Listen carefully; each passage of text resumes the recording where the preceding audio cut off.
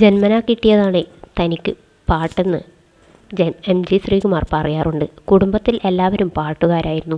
അതാണ് തനിക്കും കിട്ടിയത്. കുട്ടിക്കാലം മുതലേ തന്നെ പാട്ടായിരുന്നു എല്ലാം. ഇടയ്ക്ക് ബാങ്കിലൊക്കെ ജോലി ചെയ്തിട്ടുണ്ടെങ്കിലും കറങ്ങിത്തിരിഞ്ഞ് പാട്ടിലേക്ക് തന്നെ തിരിച്ചു വരികയായിരുന്നു. ചേട്ടനും ചേച്ചിയും എന്നും എനിക്ക് പ്രിയപ്പെട്ടവരാണ്.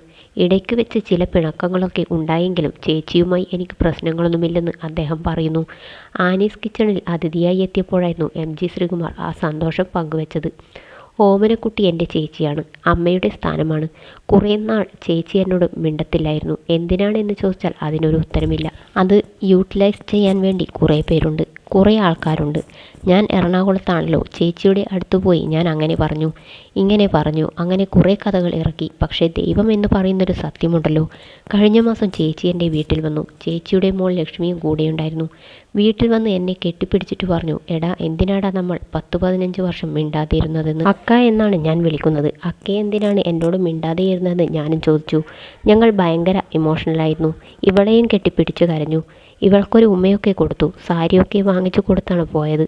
സത്യം പറഞ്ഞാൽ ഇതൊന്നും ഞങ്ങൾക്ക് വിശ്വസിക്കാൻ പറ്റുന്നില്ല. സ്നേഹത്തിൻ്റെ അങ്ങേയറ്റത്ത് നിൽക്കുന്ന ഫാമിലിയാണ്. അതിനി ഇപ്പോൾ ആരൊക്കെ എന്തൊക്കെ പറഞ്ഞാലും ഞങ്ങൾക്ക് 3 പേർക്കും കിട്ടിയ സംഗീതത്തെ നശിപ്പിക്കാനാവില്ല. ഞങ്ങളുടെ കുടുംബത്തിലെ ഇളം തലമുറക്കാരും പാട്ടുകാരാണ്.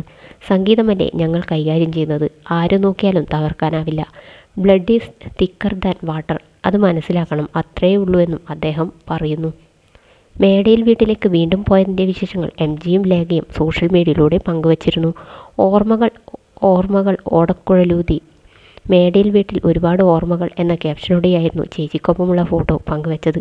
ചേട്ടനുള്ള സമയത്ത് വേണമായിരുന്നു ഈ ഒത്തുചേരൽ. കുറച്ച് വൈകിപ്പോയി, എന്നാലും കുഴപ്പമില്ല. ആഗ്രഹിച്ച കൂടിച്ചേരൽ, കാണാൻ ആഗ്രഹിച്ച കാഴ്ച, എം.ജിയെ മകനെപ്പോലെ കാണുന്ന ചേച്ചി, ഈ സ്നേഹം ഇനി എന്നും നിലനിൽക്കട്ടെ തുടങ്ങിയ കമൻറ്റുകളായിരുന്നു പോസ്റ്റിന് താഴെ വന്നത്. ആരെയും വേദനിപ്പിക്കാതിരിക്കുക എന്നാണ് ഞാൻ എപ്പോഴും പറയാറുള്ളത്. ഒരാളുടെ കണ്ണുനീര് വീഴ്ത്തിയാൽ കാലം നമുക്ക് തിരിച്ചു തരും. ഒത്തിരി ഒരാളെ വേദനിപ്പിക്കാതിരിക്കുക. എന്തെങ്കിലും ഉണ്ടെങ്കിൽ പറഞ്ഞ് സംസാരിച്ച് തീർക്കുക. പ്രതികാരമാക്കാതെ ഇരിക്കുക. എൻ്റെ വിധമാണ് ഞാൻ പറയുന്നത്. മറ്റൊരാൾ പറയുന്നത് ചെയ്യുന്നതും പോലെ അത്രയും ചെയ്തത് പരിചയമില്ലെന്ന് ഞാൻ പറയാറുള്ളതാണ്.